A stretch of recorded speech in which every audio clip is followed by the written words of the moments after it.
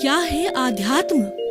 दर्शन, चिंतन धारा, विद्या या संस्कृति की परंपरागत विरासत। आध्यात्म दर्शन यानी जीवन का शाश्वत सत्य। मानव जीवन से जुड़े शाश्वत सत्यों को जानिए और समझिए उपासक डॉक्टर सोहन राज तातेड़ से हमारे खास कार्यक्रम आत्मविज्ञान में। आत्मविज्ञान यानी सही दृष्टि, सही सोच। भाई और बहनों, मातृशक्ति को नमन। स्टूडियो में आपका हार्दिक स्वागत है, अभिनंदन है, सत्कार है। आत्मविज्ञान साइंस ऑफ द सोल कार्यक्रम के अंतर्गत हम आपको प्रतिदिन नए नए एपिसोड्स के माध्यम से सही दृष्टि, सही सोच, राइट विजन, राइट थिंकिंग के तहत आपकी जो नकारात्मक सोच है वो सकारात्मक कैसे बने, उसके लिए हम एपिसोड बताते हैं, आपको सूत्र देते हैं और आपको कुछ सिद्धांत देते हैं और आपको जो है नई नई बातें बताते हैं आचरण करने के लिए, जिससे कि आपको राजपथ मिल जावे, आपको ऐसी दृष्टि मिल जावे। ये सारा दृष्टि विज्ञान है। एक ऐसी दृष्टि मिल जावे कि आप उससे अपनी अच्छी सृष्टि का निर्माण कर सको। तो इसी क्रम के अंदर आज का बहुत सुंदर एक दार्शनिक विषय है लब्धि वीर्य करण वीर्य। भाई और बहनों, वीर्य का अर्थ होता है शक्ति। अगर हमारे में शक्ति नहीं है तो हम चल नहीं सकते, फिर नहीं सकते, और शक्ति के बिना कोई कार्य नहीं हो सकता है। मनुष्य जो है उसके दिमाग में बहुत सी योजनाएं हो, पर शारीरिक शक्ति का भी होना जरूरी है, क्योंकि शारीरिक शक्ति के बिना कोई भी कार्य नहीं हो सकता, जिसको कि हम फिजिकल हेल्थ भी कहते हैं। और देखिए, शक्ति हर चीज के अंदर चाहिए।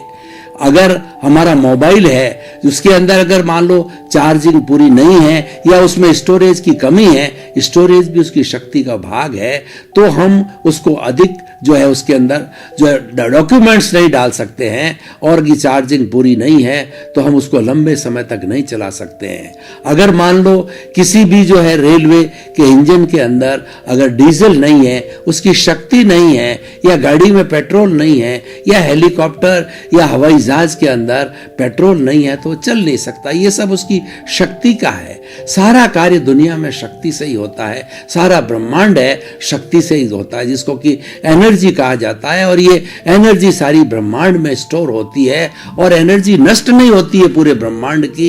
ये कन्वर्ट हो जाती है ठोस द्रव के अंदर, द्रव गैस के अंदर, गैस वाइब्रेशंस के अंदर, और कभी भी समय के अंदर, चाहे भूत, भविष्य, वर्तमान के अंदर, पूरे ब्रह्मांड की एनर्जी कभी भी व्यर्थ नहीं होती। वह भी एक शक्ति है। और वैज्ञानिक लोगों ने इसको ये इस तरीके से बताया है कि E इक्वल टू mc²। पूरे ब्रह्मांड की एनर्जी वो E है। m का मतलब मास, इसके अंदर जितनी भी मास है वो, और c एक कांस्टेंट है। इसका अर्थ ये हुआ कि पूरे ब्रह्मांड की एनर्जी कभी वेस्ट नहीं होती, मात्र उसका रूपांतरण होता है, ट्रांसफॉर्मेशन होता है, कन्वर्शन होता है, और वो बदलती रहती है। ये पूरा एक शाश्वत सिद्धांत है, और यही कुदरत का कानून है, और इसी को ही हम सनातन सत्य कहते हैं।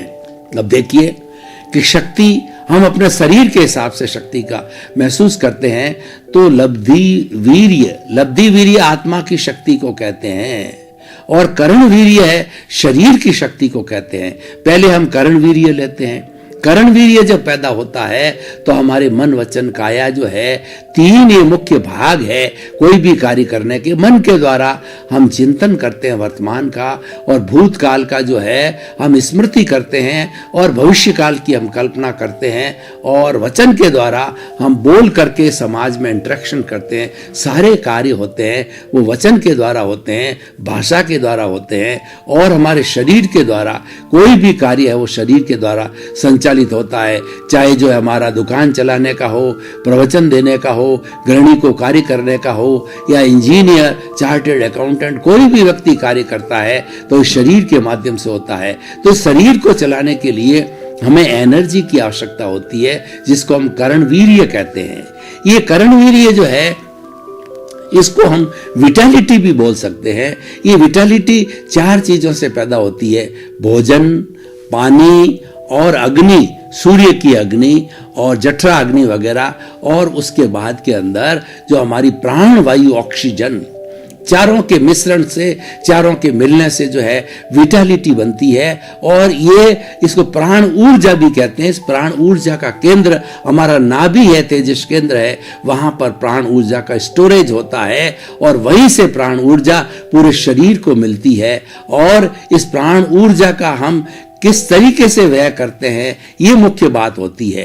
अगर व्यक्ति नकारात्मक होता है तो प्राण ऊर्जा का व्यय बहुत जल्दी होता है। यदि व्यक्ति इंद्रिय सुख में रहता है, भोग विलास करता है और उसके साथ में कामुकता करता है, तो वो सारी जो है उसकी प्राण ऊर्जा, उसकी विटालिटी, उसका कर्ण वीर्य है, बहुत जल्दी समाप्त होता है। लेकिन जो महात्मा लोग होते हैं, ज्ञानी पुरुष होते हैं, इस कर्ण वीर्य को जो है, इस एनर्जी को है, इस शक्ति को बिल्कुल 1% भी वेस्ट नहीं करते। हमारी रीढ़ की हड्डी का जो निचला भाग है, उस निचले भाग के नीचे जो है इस कर्ण वीर्य का, इस एनर्जी का तालाब लहलहाता है, वहां समुंदर है हमारी शक्ति का। इसीलिए उसका जो रीढ़ की हड्डी का निचला भाग है वह शक्ति केंद्र कहलाता है।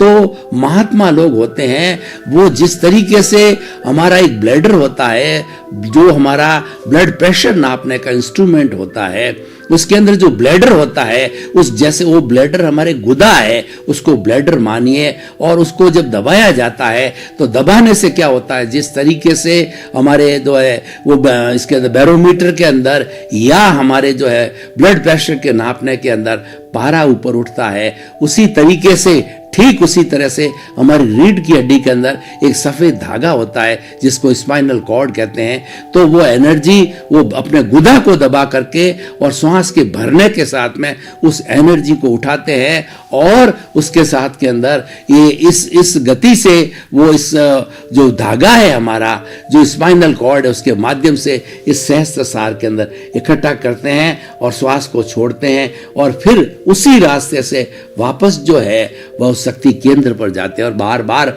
उठा करके। और ज्ञानी लोग सारे जो हमारी विटालिटी है, हमारी जो है वो लब्धि वीर्य है, उसको यहाँ पर ले आते हैं और यहाँ पर ले आने से फिर उनका ज्ञान का विस्तार होता है, उनकी बड़ी साधना होती है और वो उनका शरीर पुष्ट रहता है और वो बिल्कुल वेस्ट नहीं करते। सामान्य व्यक्ति, पशु पक्षी इसको पूरी तरह से वेस्ट करते हैं।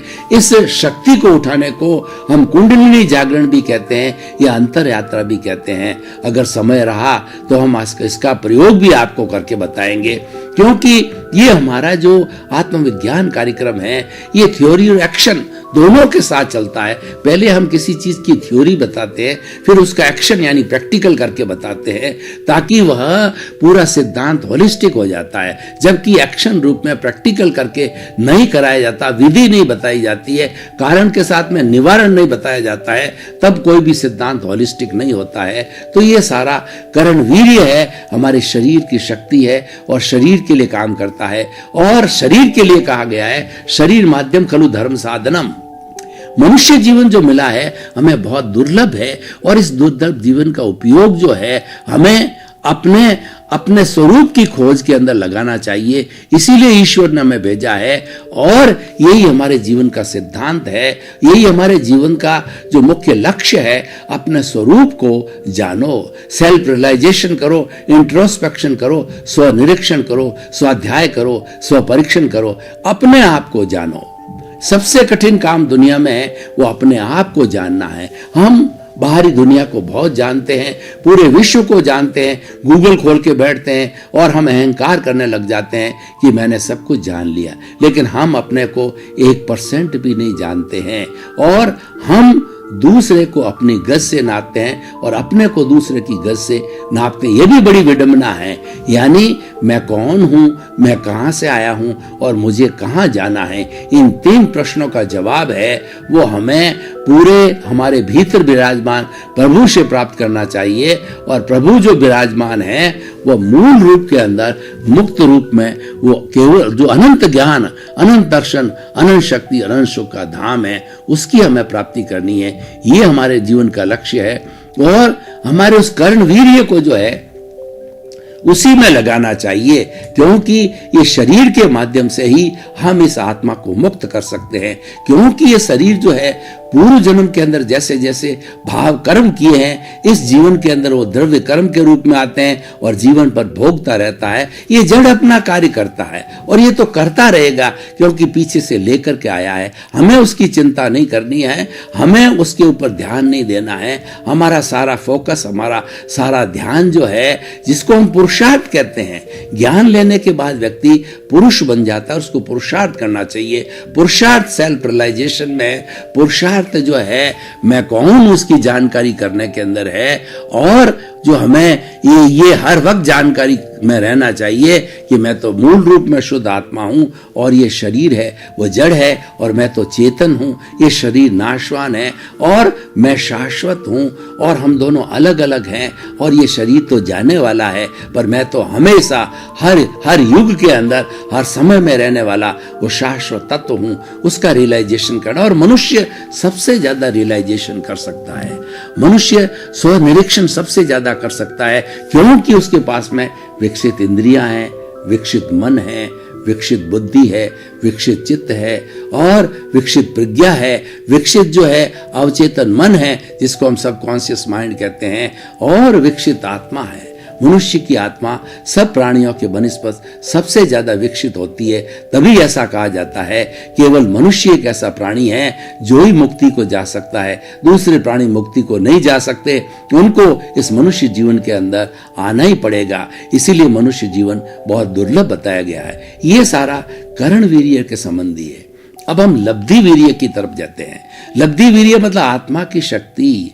लब्धि वीर्य ही करण पैदा करता है। अगर शरीर के अंदर आत्मा की मौजूदगी है, आत्मा की प्रेजेंस है, आत्मा की हाजिरी है, तभी यह शरीर जो है जड़ है वह जो है मिश्र चेतन बन जाता है और वह चेतन रूप के अंदर कार्य करता है। हाथ चलाता है, बोलता है, सिर चलाता है, काम करता है, मन वचन काया की सब प्रवृत्तियां करता है। वो आत्मा की हाजिरी से ही होती है, वो लब्धि वीर्य से ही होती है और आत्मा अरूपी है। लेकिन आत्मा जो है अनंत ज्ञान वाला है, अनंत दर्शन वाला है और अनंत शक्ति वाला है, यानी अनंत लब्धि वाला है।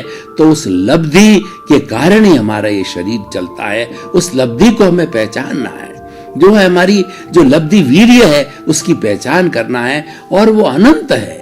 जो लब्धि उसकी इतनी अनंत लब्धि है कि वह चाहे जो बड़ा से बड़ा केवल ज्ञान तक प्राप्त कर सकता है।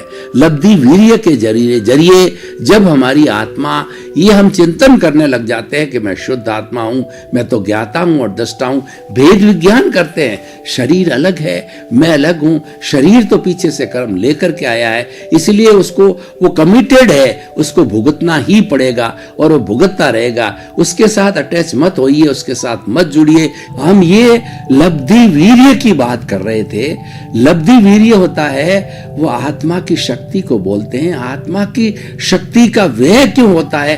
राग द्वेष के कारण होता है, क्योंकि आत्मा तो अनंत ज्ञान वाला है और अनंत जो है शक्ति वाला है। तो वो शक्ति का उजागर करने के लिए, उस शक्ति को जो विस्फोट करने के लिए इसके ऊपर जो पर्दे पड़े हुए हैं राग द्वेष के, जो कार्बन शरीर का पर्दा है, उसको हटाना है और वही हमारा पुरुषार्थ है। यानी जीवन के अंदर जितना भी राग द्वेष है उसको समाप्त करना, और समाप्त करके उसको शून्य करने से जो है हम अनंत शक्ति को प्राप्त हो सकते हैं, हम अनंत जो है वीर्य को प्राप्त हो सकते हैं। तो भाई और बहनों, ये जो आत्मा का लब्धि वीर्य जो है ये बहुत बड़ी एक विशाल चीज है, और उस लब्धि वीर्य की जो पहचान करते हैं और उसका उपयोग करते हैं करण वीर्य के अंदर, वो बहुत बड़े बड़े काम कर सकते हैं। क्या बड़े बड़े काम कर सकते हैं? सबसे पहली बात तो ये है कि लब्धि वीर्य का उपयोग करते करते व्यक्ति जो गुण स्थान के अंदर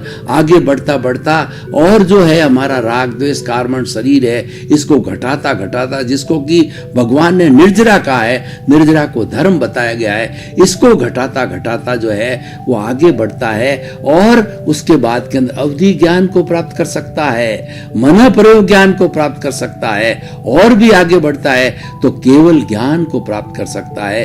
केवल ज्ञान जो है वह एक अल्टीमेट ट्रुथ है, वो एब्सोल्यूट ट्रुथ है, और केवल ज्ञानी से भूत भविष्य वर्तमान और किसी भी जो है वो हमारी चाहे जो जड़ की अवस्था हो चाहे चेतन की अवस्था हो, किसी भी अवस्था अवस्था के बारे के अंदर उसको सब जानकारी रहता है। ये केवल ज्ञान प्राप्त करने के बाद में इस जीवन में कुछ भी प्राप्त करना शेष नहीं होता है, उसने सब कुछ प्राप्त कर लिया होता है। तो भाई और बहनों, ये लब्धि वीर्य और करण वीर्य एक दूसरे से जुड़े हुए हैं। लब्धि वीर्य है शरीर को ताकत देता है, तब वो करण वीर्य बनता है। लेकिन मुख्यता जो है लब्धि वीर्य की यानी आत्मा की प्रेजेंस की है। अगर आत्मा है तो हम हैं, आत्मा नहीं है तो हम नहीं हैं। हम एक आपको उदाहरण देके बताना चाहता हूं कि मैं आत्मा को, क्योंकि वो अरूपी है, उसको रूपक के द्वारा समझना पड़ेगा। आत्मा को मैंने एक माना, अब उस आत्मा के जो है वो आगे की साइड के अंदर 0 0 0 लगाते रहो। पहला 0 है धन का है, दूसरा जो 0 है वो आपके बैंक बैलेंस का है, वो आपके मकान का है, ज्वेलरी का है और आपके दुकान का है। 0 0 0 0 लगाते चलिए। अब देखिए इतने आगे इतने 0 लगने के बाद में उसकी कोई वैल्यू नहीं। अब मैं क्या करता हूं, वो सभी 0 को एक एक करके वो आत्मा के पीछे लगाता हूं, आत्मा के साथ जोड़ता हूं। तो 0 0 0 0 लगने से ये 0, पहला 0 लगने से 10, दूसरे से 100, तीसरे से 1000, चौथे से लाख और यूं बढ़ते बढ़ते ये करोड़ और अरब की संख्या तक चला जाता है। इसका अर्थ क्या हुआ? उस 0 की वैल्यू तब है जबकि 1 है, 1 यानी आत्मा है। अब उस 1 को मैं काट देता हूं, हटा देता हूं तो सारे 0 रह गए, उस 0 की कोई वैल्यू नहीं। तो भाई और बहनों, ये बहुत ही सुंदर जो है रूपक है, आपको समझने की है कि आत्मा है तो हम हैं और आत्मा नहीं है तो हम कुछ भी नहीं हैं। जितना भी हमारा ये जड़ पदार्थ है, जड़ संपत्ति है, चाहे कितना भी आप कुबेरपति हो, आपका पद हो, आपकी प्रतिष्ठा हो, आपका मान हो, आपका सम्मान हो, आपके जो है वो घोड़े हों और आपके बहुत बड़ी कारें हों, कुछ भी हो, और ये सारी जितनी भी संपत्ति है ये वैल्यू तभी देती है जब आत्मा की प्रेजेंस होती है और आत्मा की हाजिरी से ही सब कुछ कार्य होता है। आत्मा की हाजिरी का मतलब है लब्धि वीर्य है। तो उस लब्धि वीर्य की पहचान करो। हमारी पहचान हम खुद ही कर सकते हैं। उस पहचान करने की हम आपको विधि बताते हैं कि आत्मा के साथ में 4 बड़े बड़े अघाती कर्म के पर्दे पड़े हुए हैं। पहले ज्ञानावर्णीय कर्म, दूसरा दर्शनावर्णीय कर्म, तीसरा मोहनीय कर्म और चौथा जो है अंतराय कर्म। ये जो अंतराय कर्म है इस लब्धि को ढकता है। तो हमें इन तीनों कर्मों को जो है धोना है, इनको साफ करना है, इन 3 पर्दों को हटाना है। तो ज्ञानावर्णीय कर्म का जो पर्दा कैसे हटे, क्योंकि लब्धि जो है कब प्राप्त होती है, अंतराय कब टूटेगा, जब ज्ञानावर्णीय, दर्शनावर्णीय और मोहनीय तीनों कर्म टूटेंगे। इसमें से सबसे बड़ा जो राजा है वो मोहनीय कर्म है। सबसे पहले मोह, आसक्ति, लोभ को तोड़ना पड़ेगा और इसके टूटने के साथ के अंदर ही आगे चल करके ज्ञानावर्णीय, दर्शनावर्णीय वो अपने आप टूट जाते हैं। जो मुख्य बात है वो मोहनीय कर्म को तोड़ना है। मोहनीय कर्म जो है एक शराबी की तरह होता है कि शराबी जब शराब पी लेता है तो बेभान हो जाता है। उसके सामने उसकी माता है, उसकी बेटी है, उसकी पत्नी या बहन है, उसको कुछ भी भान नहीं रहता है, क्योंकि वो बेभान होता है। वो नाली में पड़ जाता है, सड़क के बीच में पड़ जाता है। उसकी जेब में कोई भी कीमती चीज हो तो लोग उठा के ले जाते हैं और नाली का जो है गंदी वो दुर्गंध लेता रहता है, वो बेभान है, उसको कोई मालूम नहीं। ठीक उसी तरह से जो व्यक्ति लोभी है, जो व्यक्ति मोह वाला है, वो 5 इंद्रियों के सुख के अंदर ये लुब्ध रहता है। मैं और मेरा में लुब्ध रहता है। मेरा घर, मेरा मकान, मेरे बच्चे, मेरी पत्नी, मैं किसी का बाप, किसी का बेटा, और इसी में पूरा जीवन भर 5 इंद्रिय सुख के अंदर वो जीवन निकाल देता है। तो हमें इस मैं और मेरा को तोड़ना पड़ेगा। ये अनाशक्ति से तोड़ा जाता है। अभ्यास वैराग्याभ्याम तनिरोध। अभ्यास वैराग्य को प्राप्त करने के लिए, अनाशक्ति को प्राप्त करने के लिए हमको अभ्यास करना पड़ता है।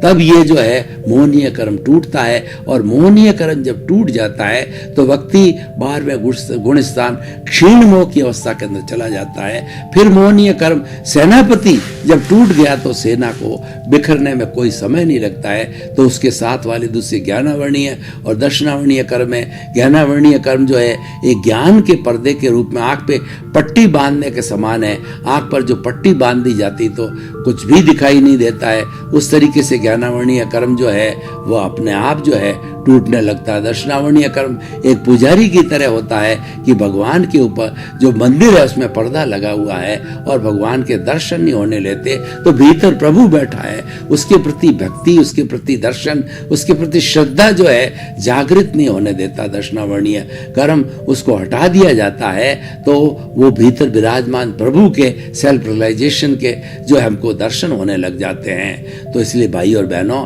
ये जो मुख्य बात है, इन तीनों के टूटने से लब्धि वीर्य, संपूर्ण अक्षय लब्धि वीर्य की प्राप्ति होती है। लेकिन आंशिक रूप से जो है ये लब्धि वीर्य आत्मा में रहता ही है और उसका हम उपयोग करते हैं। उसका उपयोग हम करण वीर्य में करते हैं। जब कभी भी कोई भी प्राणी इस शरीर को धारण करता है, एकेंद्रिय लगा से पंचेंद्रिय तक का प्राणी या मनुष्य, नरक गति, तिर्यंच गति, मनुष्य गति, देव गति, वो जन्मते ही वो जो है उसके साथ में लब्धि वीर्य तो होता ही है, क्योंकि आत्मा के बिना जन्म नहीं होता है। और आत्मा के साथ में जो कर्म शरीर होता है, सूक्ष्म शरीर होता है, कॉजल बॉडी होता है, लिंग शरीर होता है और कार्बन शरीर होता है, उसी कारण ये स्थूल शरीर मिलता है। उसी कारण 84 लाख जीवा योनि के अंदर भटकते रहते हैं। तो वह जो लब्धि वीर्य के कारण जो है उसका जो शरीर मिलता है, उस शरीर को ओज आहार बोला जाता है, जिसको कि कर्ण वीर्य ओज आहार एक ही चीज होती है।